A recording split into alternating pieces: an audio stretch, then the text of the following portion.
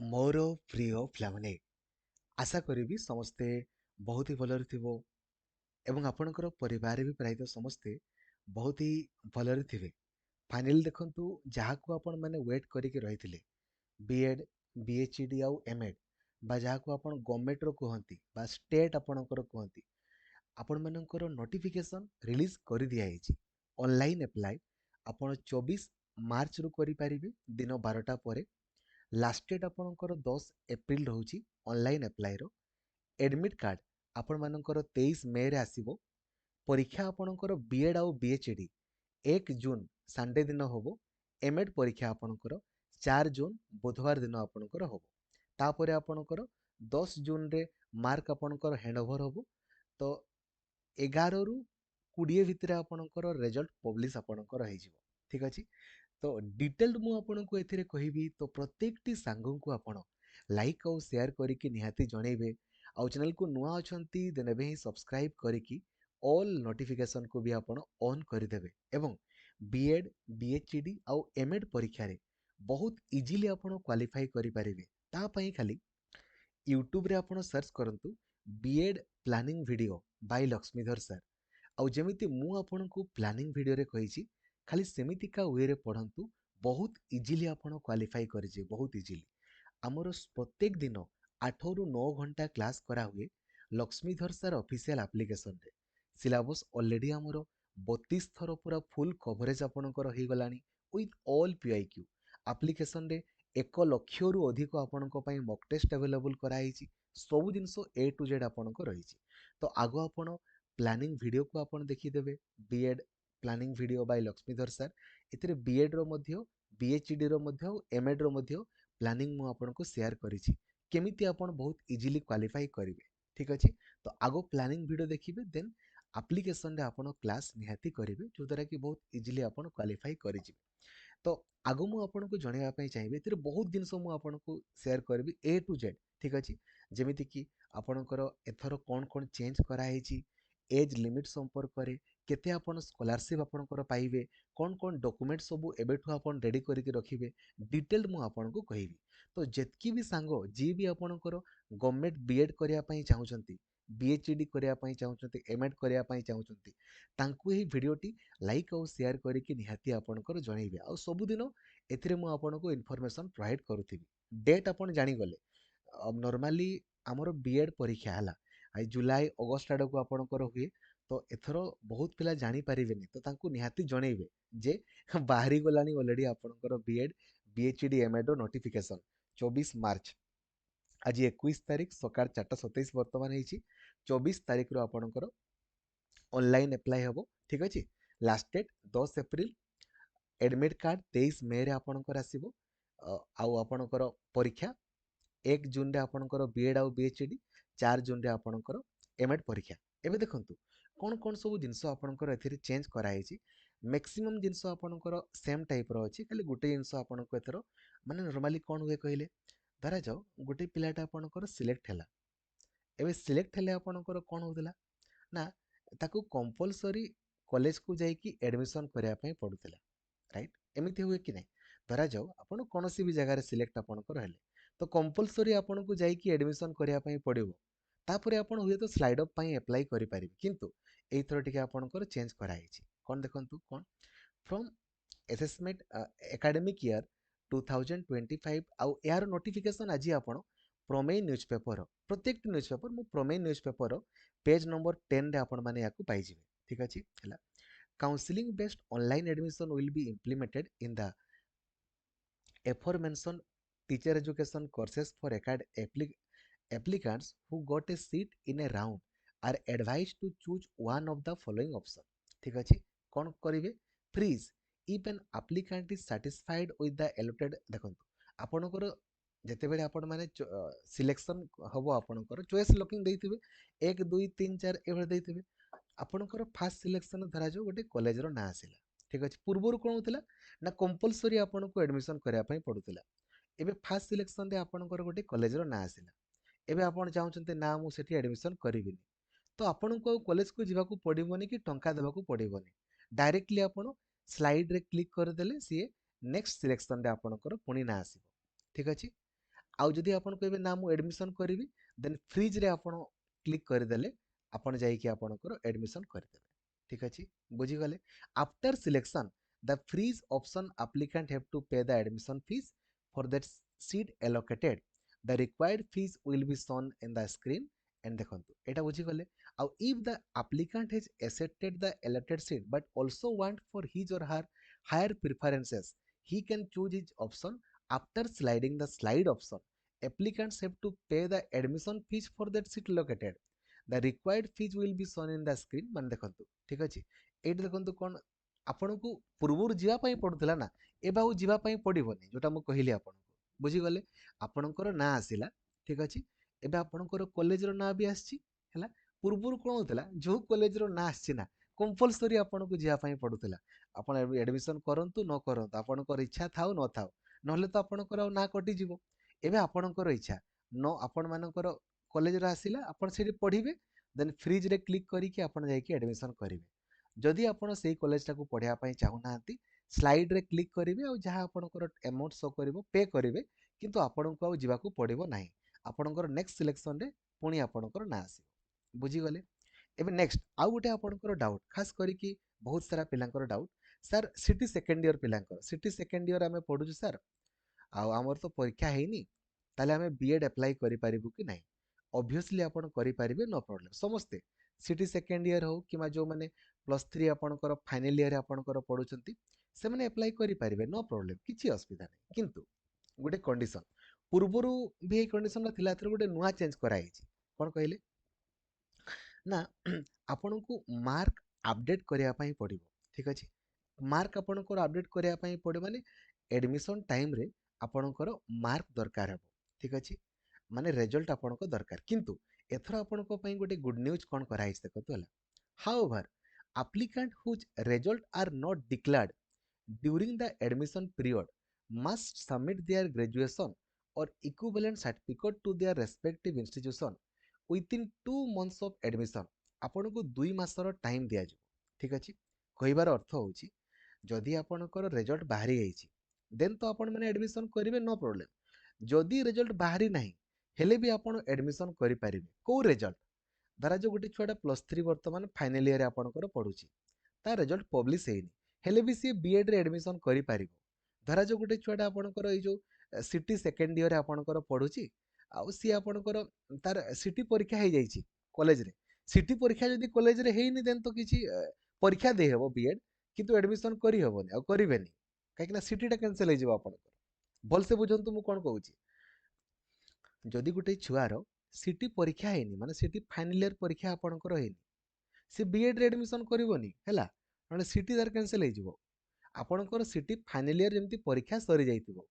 ପରୀକ୍ଷା ଯଦି ହେଇନି ଦେନ୍ ଅସୁବିଧା।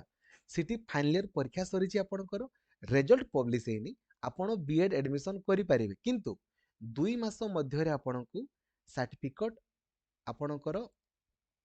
ସବମିଟ୍ କରିବା ପାଇଁ ପଡ଼ିବ। 2 ମାସ ମଧ୍ୟରେ ଯଦି ଆପଣ ସବମିଟ୍ କରି ନ ପାରୁଛନ୍ତି ଦେନ୍ ଆପଣଙ୍କର ସିଟ୍କୁ କ୍ୟାନସେଲ କରିଦିଆଯିବ। ଆଉ ଯୋଉଟା କି ସିଟି ପିଲାଙ୍କ ପାଇଁ ପ୍ରୋବ୍ଲେମ୍। କାହିଁକି ପ୍ରୋବ୍ଲେମ୍? ସିଟି ରେଜଲ୍ଟ କେବେ ବି 2 ମାସରେ ଆପଣଙ୍କର ପବ୍ଲିଶ ହୁଏ ନାହିଁ। ଏଇଟା ମୁଁ ଏଣ୍ଟ୍ରାନ୍ସ କଥା କହୁନି, ଯେଉଁମାନେ ସିଟି ଫାର୍ଷ୍ଟ ଇୟର ସେକେଣ୍ଡ ଇୟରରେ ପଢୁଛନ୍ତି ତାଙ୍କ କଥା କହୁଛି। କେବେ ସିଟି ରେଜଲ୍ଟ 2 ମାସରେ ପବ୍ଲିଶ ହୁଏନି, 4 ମାସ 6 ମାସ ଆପଣଙ୍କ ଲାଗିଯାଏ। ତେଣୁକରି ମୋ ମତରେ ସିଟି ଫାଇନାଲ ଇୟର ପିଲାମାନେ ଆପଣମାନେ ଏତେ ଅସ୍ଥିର ହୁଅନ୍ତୁ ନାହିଁ। ଠିକ ଅଛି, ଆପଣମାନେ ଆରାମସେ ସିଟି ପରୀକ୍ଷା ଆପଣଙ୍କର ଦେଇକି ପୁରା କମ୍ପ୍ଲିଟ୍ କରନ୍ତୁ, ତାପରେ ଆପଣମାନେ ଇଗ୍ନୁ ବିଏଡ୍ ପାଇଁ ଆପଣଙ୍କର ଫୋକସ୍ କରନ୍ତୁ। ଆପଣଙ୍କ ରେଜଲ୍ଟ ଏମିତି ବି ଡିସେମ୍ବର ପୂର୍ବରୁ ତ ପବ୍ଲିଶ ହୁଏନି। ଠିକ ଅଛି, ଆଉ ଯଦି ତା ପୂର୍ବରୁ ପବ୍ଲିଶ ହେଲା ବହୁତ ହି ଭଲ, ଆପଣ ଟ୍ରାଏ କରନ୍ତୁ। Then plus three final year ପିଲାଙ୍କ ରେଜଲ୍ଟ ଅଟୋମେଟିକାଲି ପବ୍ଲିଶ ହେଇଯିବ, କିଛି ଅସୁବିଧା ନାହିଁ। କାହିଁକି ନା ଯୋଉ ପ୍ଲସ୍ ଥ୍ରୀ ଆପଣମାନେ ଯେଉଁମାନେ ପ୍ଲସ୍ ଥ୍ରୀ କମ୍ପ୍ଲିଟ୍ କରିଛନ୍ତି ତାଙ୍କର ତ no problem. Plus three final year କଥା ମୁଁ କହୁଛି, ତାଙ୍କ ରେଜଲ୍ଟ ଯଦି ପବ୍ଲିଶ ହେଇଗଲା ଦେନ୍ ତ ବହୁତ ହି ଭଲ, ଯଦି ପବ୍ଲିଶ ନ ବି ହେଲା ଦେନ୍ ବି ଆପଣଙ୍କୁ ଆପଣ ବିଏଡ୍ ବିଏଚଡି ଆଡମିସନ କରିପାରିବେ। ଆଉ 2 ମାସ ମଧ୍ୟରେ ଆପଣଙ୍କର ସବମିଟ୍ କରିବା ପାଇଁ ପଡ଼ିବ, କିଛି ଓରିଡ୍ ହେବାର ନାହିଁ। ଠିକ ଅଛି, ଏଇଟା ଗୁଡ୍ ନ୍ୟୁଜ୍ ଆପଣଙ୍କର ଏଇଆ। ପୂର୍ବରୁ କେବଳ ଦେଖନ୍ତୁ ଏପ୍ଲାଇ ବେଳକୁ କିଛି ମାର୍କ ଦରକାର ନାହିଁ ହେଲା, ଏପ୍ଲାଇ ବେଳକୁ କିଛି ଦରକାର ନାହିଁ, କିନ୍ତୁ ଆଡମିସନ ଟାଇମରେ ଦରକାର ହଉଥିଲା ଆପଣଙ୍କର ମାର୍କ ହେଲା। ଏବେ ଆପଣଙ୍କର କ'ଣ କରିଦିଆଗଲା ନା, ଯଦି ଗୋଟେ ପିଲାର ତାର ବାହାରିନି, ଦେନ୍ ରେଜଲ୍ଟ ବାହାରିନି, ଦେନ୍ ହେଲେ ବି ସିଏ ଆଡମିସନ କରିପାରିବ, କିନ୍ତୁ 2 ମାସ ମଧ୍ୟରେ ତାକୁ ଯେମିତି କରିବା ପାଇଁ ପଡ଼ିବ। ଏତିକି ଜାଣିଗଲେ एटा हूँ नुआ आपणकर चेंज कौन ता संपर्क में मुझे जनइली तापर नेक्स्ट बर्तमान आम गाइडलाइन आपको डिस्कसन करवा एलिजिबिलिटी क्राइटेरिया डिस्कसन करवा गुटे पर गुटे ठीक अच्छे देखो सीट आग मुझे कहूँ सीट सिलेबस आपंकर किसी भी चेंज होनी सेम जिनस जहाँ मुझे कही प्लानिंग वीडियो रे सेम जिनस जदि किसी नुआ आसला देन ताहा भी मुझे जनइबी किसी ओरिड हबार ठीक अच्छे क्वालिफाई आप बहुत इजिली करेंगे एवं ही पढ़ा आरंभ करूँ एवं डिस्कसन आगे करवा देखूँ आग बीएड संपर्क है बीएड रे आम टोटाल 2400 सीट अच्छी जो थे 1650 टी आपणकर पूरा गवर्नमेंट रो एबे गवर्नमेंट माने कौन सबू आपणकर मार्क आपण जो परीक्षा देवे ता मार्क अनुसार ही आपण कहबे सर मोर घर पाखरे कॉलेज दरकार जदि घर पाखरे आपण को कॉलेज दरकार देन आपण को प्लानिंग अनुसार पढ़िया पई पड़िबो आ भलो स्कोर रखिया पई पड़िबो तेबे जाय कि आपण माने भलो कॉलेज रे बा घर पाखरे पाइबे ठीक अछि आ नहले आपणकर सेल्फ फाइनेंसिंग मध्ये आपणकर पाई पारंती किछि भी पाइबे ठीक अछि हमको बीएड दरकार 2400 टी सीट अछि जो थिरे 1650 टी आपणकर प्योरली गवर्नमेंट रो अटे आउ 750 टी आपणकर सेल्फ फाइनेंसिंग आपणकर अटे एबे कहबी से डिफरेंस कोन डिफरेंस तो किछि नाही केवल फी गुडा अल्प ए जो टंका आपण खर्च करंती से टंकार ही डिफरेंस टंका भी मु आपनको कहि दोछि केते कोन खर्च हो जदि आपण से जो 1650 टी सीट कहली मु से भितरे आपण पांती बा गवर्नमेंट रे पांती देन 2 वर्ष रे आपणकर एप्रोक्सीमेटली 9000 समथिंग आपणकर खर्च हो 9000 समथिंग खर्च हो एबे स्कॉलरशिप आपण केते पाइबे ताहा भी मु आपनको चाहूछि देखंतु आपण जानिथिबे आम ओडिसा रे स्कॉलरशिप केवल एसटी एससी एससी बीसी पिला आपणकर स्कॉलरशिप मिले हैला डॉक्यूमेंट भी मु आपनको जणेबी किछि असुविधा नै हैला जनरल पिला स्कॉलरशिप आपणकर मिले नाही ठीक अछि एबे केते टंका मिलिबो ताहा भी मु आपनको कहूछि गुटे पिलाटा 9000 आपणकर 9000 टंका आपणकर खर्च कला 9600 पाखा खर्च कला 2 वर्ष रे गवर्नमेंट रे हला तो एसटी एससी एट 2 वर्ष खर्च हला एसटी एससी आउ एससी बीसी पिला वर्ष को केते मिलिबो कहले स्कॉलरशिप पाखापाखि आपणकर 10 रु 15,000 टंका आपनको स्कॉलरशिप मिलिबो एटा वर्ष को 2 वर्ष को नुहेला तो 2 वर्ष रे आपनको केते मिलि जिवो स्कॉलरशिप ना 20,000 रु 30,000 टंका आपण स्कॉलरशिप आपणकर पाई जिवे खर्च कले 9,600 किंतु टंका आपनको मिलि जिवो 20 रु 30,000 टंका आपनको स्कॉलरशिप आपणकर मिलि जिवो ठीक अछि जदि आपण गवर्नमेंट रे पाउछंती तो आ जदि आपण सेल्फ फाइनेंसिंग रे पाउछंती तो आपणकर 45,000 टंका आपणकर खर्च होबो 45,000 आ जदि उत्कल यूनिवर्सिटी रे पाइबे हेले 28,000 एटा वर्ष को तो 2 वर्ष को केते होबो 90,000 आपणकर खर्च होबो आ उत्कल यूनिवर्सिटी रे आपणकर पाइले 2 वर्ष को आपणकर 96,000 आपणकर खर्च होबो खर्च जानिले 2 वर्ष को एबे स्कॉलरशिप केते पाइबे आपणकर एसटी एससी पिला माने बहुत मिसिकी है पाखापाखि आपणकर 1,10,000 रु आपणकर 1,15,000 टंका आपणकर स्कॉलरशिप पाइबे ठीक अछि खर्च कले 90,000 पाइबे केते 1,10,000 रु 1,15,000 टंका आपणकर स्कॉलरशिप ही पाइजिबे एबे आउ टेंशन किछि रहिला नाही खाली मन देकी पढंतु आपण माने इजीली क्वालिफाई हे जिवे हैला बुझी गले देन एससीबीसी पिलांको आपणकर स्कॉलरशिप केते मिलि जिवो आपणकर एससीबीसी पिलांकर एससीबीसी पिलांकर आपणकर स्कॉलरशिप सेही एप्रोक्सीमेटली आपणकर 20 रु 30,000 टंका आपणकर स्कॉलरशिप आपणकर मिले 20 रु 30,000 आपणकर स्कॉलरशिप मिलि जिवो बुझी गले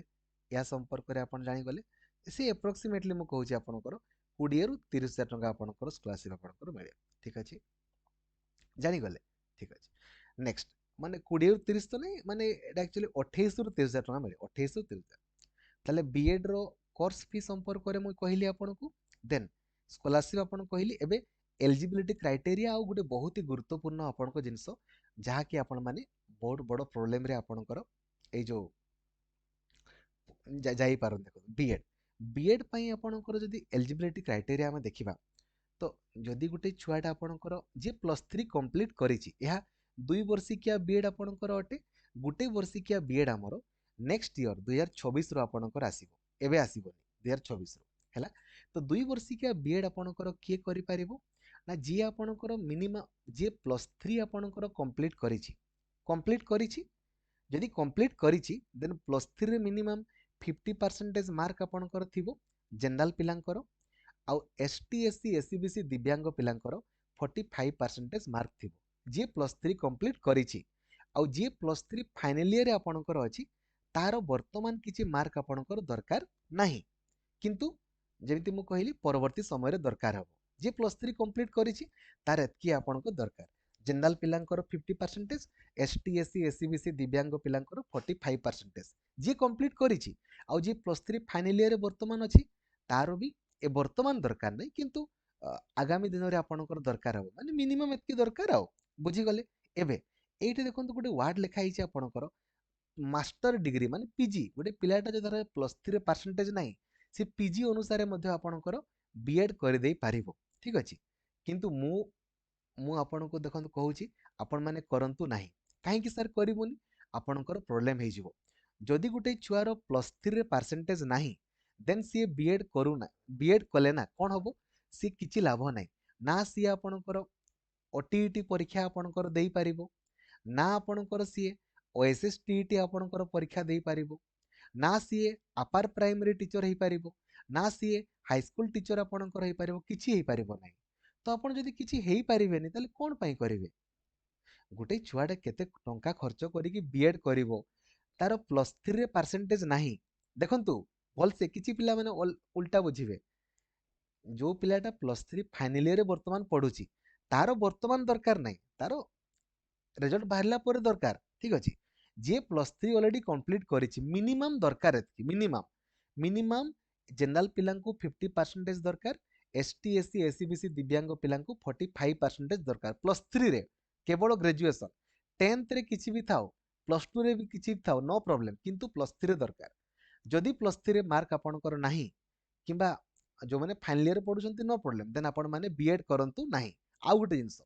आउ प्लस थ्री रे आपणकर स्कूल सब्जेक्ट आपणको दरकार माने एई भितरु मिनिमम आपणकर दुईटा थिबा दरकार जदि नाही देन करंतु नाही ठीक अछि आपण निजरो माने जो माने प्लस थ्री कंप्लीट करिसंती किबा जो माने प्लस थ्री फाइनल ईयर भी अछंती तांको भी तो जଣା थिबो ना जे को सब्जेक्ट तांकर अछि जदि आपण आर्ट्स किबा कॉमर्स पिला हला आर्ट्स किबा कॉमर्स एई भितरु देखंतु मिनिमम दुईटा आपणकर अछि कि नै सब्जेक्ट आपणकर मार्कशीट रे चेक करंतु इंग्लिश लेखा हेतिबो Odia Hindi Sanskrit history geography economics political science Indian economy landmarks in Indian history Indian geography Indian polity communicative English business economics आपणकर मिनिमम दुईटा दरकार सर कहबे मोर इंग्लिश ओडिया अछि नो प्रॉब्लम आपणकर किछि भी थाओ कंपलसरी थाओ ऑप्शनल थाओ मोर कहबार अर्थ होउची आपण निजरो प्लस थ्री रो मार्कशीट काढंतु आउ देखंतु एई जो सब्जेक्ट मु आपनको कहली आर्ट्स आउ कॉमर्स पिलांको पई एई भितरु आपणकर दुईटी लेखा हेची ना लेखा हेई नाही जदि आपणकर एई भितरु दुईटी आपणको लेखा हेची आपणकर मार्कशीट रे देन आपण माने बीएड करंतु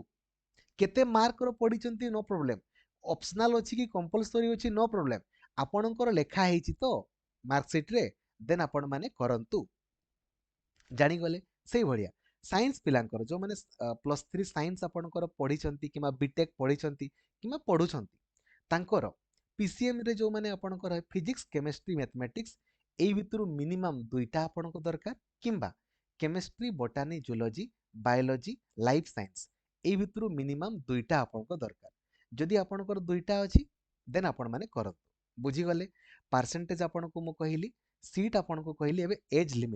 लिमिट देखंतु हला बीएड रो एज लिमिट अछि एसटी एससी एससीबीसी पिलांकर एज लिमिट होची मैक्सिमम 33 वर्ष तो मैक्सिमम 33 वर्ष होइतिले आपण माने करि परिबे आउ सबु झियो मानकर भी 33 वर्ष जनरल पिलांकर 28 वर्ष अटे एवं दिव्यांग पिलांकर आपणकर 38 वर्ष आपणकर अटे ठीक अछि एडा होची एज लिमिट आपणकर मैक्सिमम एबे डॉक्यूमेंट कोन दरकार ताहा भी मु आपनको कहूची देखत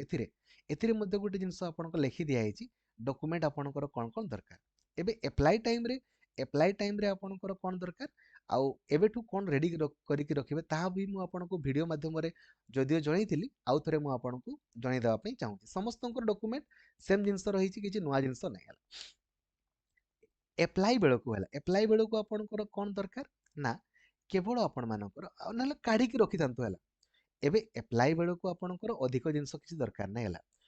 केवल 10th रो आपणकर सर्टिफिकेट माने मार्कशीट प्लस टू रो सर्टिफिकेट मार्कशीट जे प्लस थ्री कंप्लीट करिथिबो तार +3 सर्टिफिकेट और मार्कशीट आपको दरकार जे +3 कंप्लीट करिछि जे +3 फाइनल ईयर आपनकर अछि तार +3 मार्क आपनको दरकार नाही देन फोटो दरकार आउ सिग्नेचर आपनको दरकार तापरे एबे कास्ट आउ रेसिडेंट सर्टिफिकेट समस्तंकर कंपलसरी दरकार आपन जानिथिबे रेसिडेंट सर्टिफिकेट रो वैलिडिटी आपनकर होउची 5 वर्ष रेसिडेंट सर्टिफिकेट रो वैलिडिटी आपनकर केते 5 वर्ष कास्ट सर्टिफिकेट एसटी एससी पिलांकर कास्ट सर्टिफिकेट ला कास्ट सर्टिफिकेट होउची लाइफ टाइम वैलिडिटी जदि आपण 2018 अक्टोबर पर आपण काढिचंती हला 2018 अक्टोबर पर जदि आपण काढिचंती एसटी एससी पिला माने कास्ट सर्टिफिकेट तांकर वैलिडिटी लाइफ टाइम आपणकर अटे आउ एससीबीसी पिलांकर वैलिडिटी आपणकर कास्ट सर्टिफिकेट 3 वर्ष आपणकर अटे 3 वर्ष SEBC OBC is not equal to SEBC मन रखंतु आपण जदि ओडिसा रे आपणको रिजर्वेशन दरकार देन आपणको एससीबीसी सर्टिफिकेट काढिया पई पड़िबो एससीबीसी सर कहबे सर मो पाखरे ओबीसी अछि सर एससीबीसी बाहरुनी देन आपण जनरल ले पकेबे जनरल ले मन रखंतु बुझा पड़ुची जदि आपनको रिजर्वेशन दरकार देन एससीबीसी काढंतु जदि आपनको रिजर्वेशन दरकार नाही किबा ओबीसी अछि एससीबीसी नाही आपण ट्राई करंतु एससीबीसी काढिया पई जदि एससीबीसी काढी न पारिबे देन आपण जनरल ले पकेबे जनरल ले काहे कि ना नल डॉक्यूमेंट वेरिफिकेशन आपनको काटी देबे ओडिसा रे एससीबीसी पिलांको रिजर्वेशन आपनको रहिछि जानि गले नेक्स्ट रेसिडेंट आउ कास्ट एगुडा आपण रेडी करिके रखंतु सर मु जनरल पिलाटा सर मोर कास्ट सर्टिफिकेट दरकार नाही आ बाकी जदि आपण एसटी एससी एससीबीसी रिजर्वेशन दरकार कास्ट सर्टिफिकेट रेडी रखंतु वैलिडिटी भी कहली रेसिडेंट भी रेडी रखंतु हला अप्लाई बेलू नथिले भी चलिबो किंतु एडमिशन बेलू आपनको दरकार आ बाकी तो फोटो आउ सिग्नेचर आपनको दरकार ठीक अछि जानि गले एप्लिकेशन फी पूर्वरु आपनकर से जेतकी पडुतला सेम आपनकर पडिबो हैला एप्लिकेशन फी जेतकी पडुतला सेम आपनकर पडिबो केते पडुतला ताहा भी मु आपनको जणाई दउछि नले सेही समय रे मधे मु आपन कहि देबे देखंतु जनरल आउ एससीबीसी पिलांको 500 टंका पडिबो आउ बाकी जो रहिले एसटी एससी पिला मानकु 300 टंका पड़े ठीक अछि बीएड संपर्क रे मु कंप्लीट जिंस आपनकर कहली ठीक अछि इंक्लूडिंग डॉक्यूमेंट मध्ये आपनको जणाइली एबे बीएचडी संपर्क रे आपनको मु कहू बीएचडी रो आपनकर सीट 50 टी अछि एडा प्योरली आपनकर गवर्नमेंट रो सीट एथिरे मध्ये आपनकर केते खर्च होबो जे पाइला आपनकर ता खर्च होबो देखंतु से अप्रोक्सीमेटली 9600 आपनकर खर्च होबो राइट एबे स्कॉलरशिप आपण केते पाई जिवे ना एसटी एससी एससीबीसी पिलांको स्कॉलरशिप अप्रोक्सीमेटली 20 रु 30 हजार आपण माने स्कॉलरशिप आपणकर पाई जिवे 2 वर्ष रे हैला वर्ष को 10 रु 15 हजार आपणकर स्कॉलरशिप आपणकर मिले वर्ष को तो 2 वर्ष को 20 रु 30 हजार आपण माने स्कॉलरशिप आपणकर पाई जिवे ठीक अछि जानि गले डॉक्यूमेंट आपणकर सेम जिंस आपणकर दरकार देन आउ गोटे जिंस आपणकर कोन कहिले एज लिमिट आपण देखंतु सेम जिंस एज लिमिट समस्तंकर सेम अछि बीएड रो जा बीएचडी रो भी ता एबे बीएचडी रो आपणकर को माने करि परिबे तार एलिजिबिलिटी देखंतु ना